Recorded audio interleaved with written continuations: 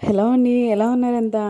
మొన్న ఈవెంట్కి వెళ్ళాను కదా, ఆ రోజు సందడి అయిపోయింది. నేను వీడియోస్ అన్నీ తీసుకుంటే తన పాప మా అసిస్టెంట్ ఫోటో తీసుకుంటున్నాను అనుకుని వచ్చింది, వీడియో తీసుకుంటున్నాను అని చెప్తే పారిపోతుందన్నమాట. మరుసటి రోజు నేను హైదరాబాద్ బయలుదేరాను. లేట్ నైట్ చూసారా ఎలా నిలబడ్డాము రోడ్ మీద, బ్రేక్ డౌన్ అయిపోయి 3 గంటలు బస్సులో ఉండిపోయామండి అలాగా.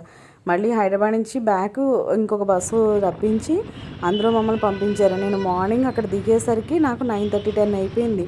అసలు ఎంత అంటే అంత టార్చర్ అనుభవించాము. విక్రమ్ ట్రావెల్స్ అంటే వరస్ట్ ట్రావెల్స్ అండి బాబు, ఎవరు బుక్ చేసుకోకూడదు అందరూ అసలు. పాప ఏమో ఈలోపు నాకు మార్నింగ్ మెసేజ్ పెట్టింది, అమ్మ హాల్ టికెట్ ఇస్తానన్నారు, నువ్వు స్కూల్కి రా 10:30 కానీ.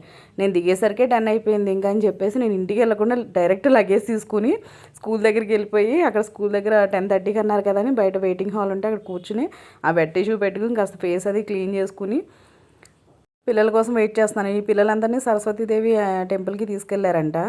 సో హాల్ టికెట్ ఇచ్చే రోజున కదా పిల్లలందరూ అక్కడికి వెళ్ళారు. వెయిట్ చేయండి మేడం అని చెప్తే ఇంకా నేను అక్కడ కూర్చుని వెయిట్ చేశాను అనమాట. ఈలోపు తర్వాత పిల్లలు వచ్చిన తర్వాత మేడంతో మాట్లాడి హాల్ టికెట్ తీసుకుని ఇంటికి వచ్చాను. తర్వాత ఒక 1 అవర్కి పాప కూడా వచ్చేసింది. హైదరాబాద్ వచ్చిన తర్వాత హలీం తినకుండా ఉంటామా?